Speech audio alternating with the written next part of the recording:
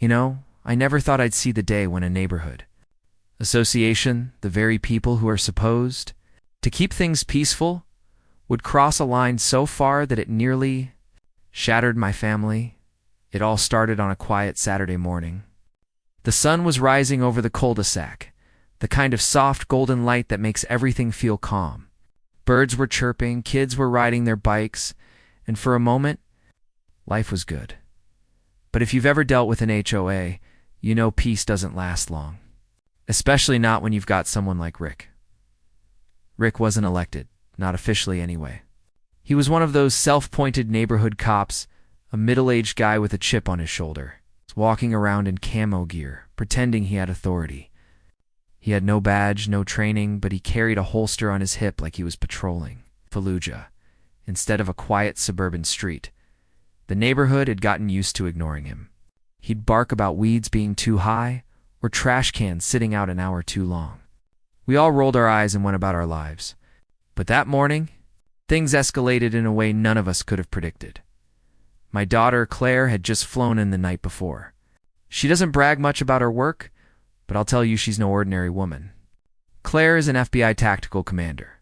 She leads a specialized unit, the kind of team they call when negotiations fail and the stakes couldn't be higher. But to me, she's still just my daughter, the little girl who used to run through the sprinklers in this very yard.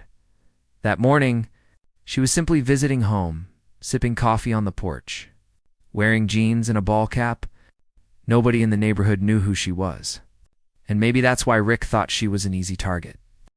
I was trimming the hedges when it all went down.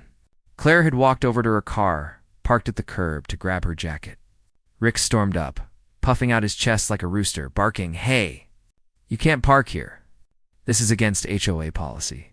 Move your car now." Claire, calm as ever, tilted her head and answered politely, "Sir, I'm parked on a public street. I'm not violating anything."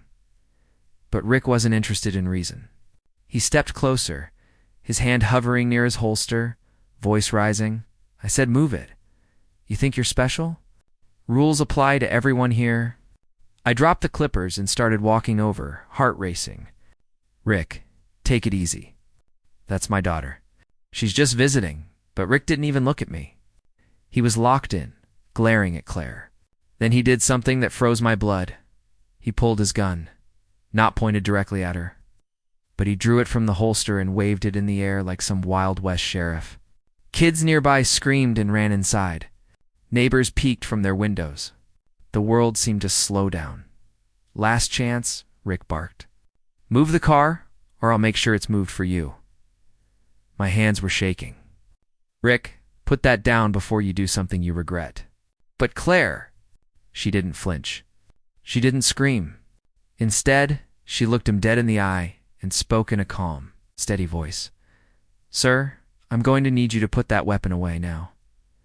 Her tone, it wasn't fear. It was command.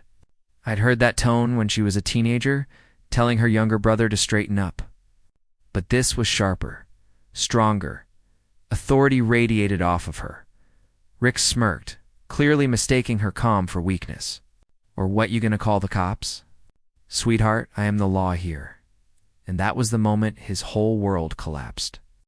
Claire slowly reached into her jacket pocket, not fast, not threatening, and pulled out her credentials. She flipped them open, the gold FBI badge catching the sunlight. "I'm Special Agent Claire Dawson, FBI Tactical Command. And you, sir, just committed a federal crime." The color drained from Rick's face. His mouth opened, but no words came out. For a man who loved barking orders, he suddenly had nothing to say. Gasps spread across the street. A couple of neighbors actually stepped outside, whispering in disbelief. One woman muttered, "Oh my lord." Rick stammered, That's not real. You're bluffing." But Claire didn't argue. She stepped forward, her presence towering even though she was half his size. "You brandished a firearm against an unarmed civilian. In front of children. You've endangered lives, and you will answer for it. Put the weapon on the ground." Now, her voice carried so much weight. Even I felt like I should be putting my hands up. Rick's hand trembled.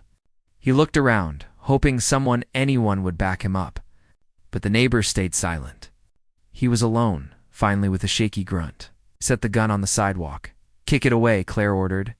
He obeyed, and just like that, the self-proclaimed HOA cop was stripped of his false power. Within minutes, real law enforcement arrived. The county deputies pulled up, lights flashing. Claire briefed them with crisp, precise words. They treated her with immediate respect, confirming her credentials. Rick, meanwhile, was handcuffed and shaking, trying to explain himself. "I was just enforcing HOA policy." "I didn't mean, but the deputies weren't buying it."